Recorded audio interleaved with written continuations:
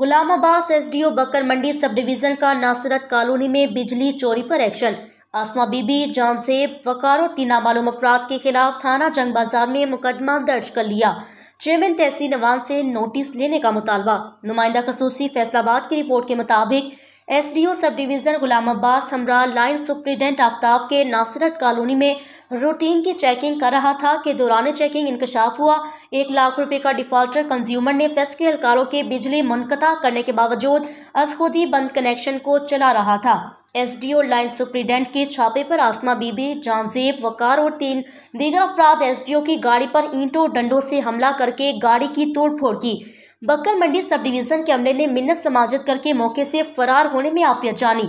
बादशाह do sub division गुलाम अब्बास ने अपनी मदियत में कारी सरकार में मदाखलत का मुकदमा थाना जंग बाजार में दर्ज करवा दिया। पुलिस ने मुकदमा दर्ज करवाकर मामले की तफ्तीश शुरू कर दी।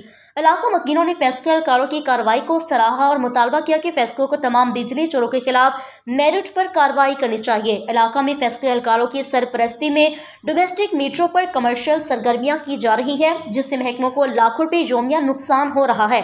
चेयरमैन फेस्को तहसील एवान और चीफ ऑफिसर फेस्को को इस इशू पर फौरी नोटिस देना चाहिए।